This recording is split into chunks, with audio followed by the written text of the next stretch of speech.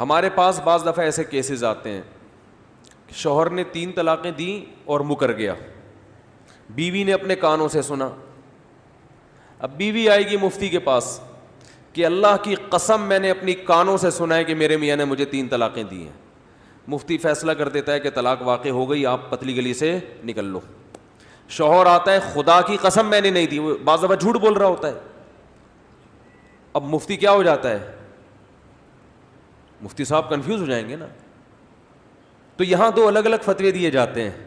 شوہر کو کہا جاتا ہے اگر تم نے نہیں دی, بیوی جھوٹ بول رہی ہے تو نہیں ہوئی ہے. بیوی کو کہا جائے گا کہ اگر تم نے اپنے کانوں سے سنا ہے تو تم پتلی گلی سے نکل لو. گواہ بیوی کے پاس نہیں ہے. تو مفتی کے پاس جب جائیں گے تو مفتی 2 الگ الگ ایک ہی کیس میں فتوے دے گا. بھائی تم اگر صحیح کہہ رہے ہو تو نہیں ہوئی ہے, وہ صحیح کہہ رہی ہے تو طلاق ہو گئی ہے. عورت کو مفتی صاحب کہیں گے تم نے اپنے کانوں سے سنا ہے تو تم کسی بھی طرح سے جان چھڑاؤ, بھاگو یہاں سے, تمہارے لیے اس کو اپنے اوپر قدرت دینا حلال نہیں ہے.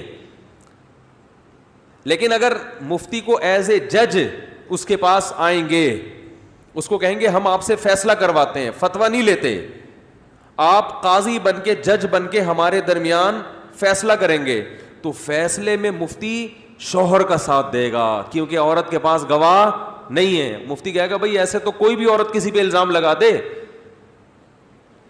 بات آ رہی ہے سمجھ میں کہ نہیں آ رہی ہے؟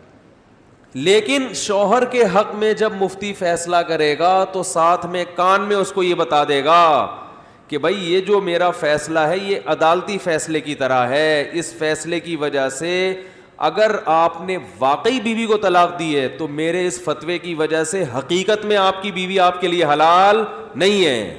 یہ تو ہم ظاہر کو دیکھ کے فیصلہ کر رہے ہیں,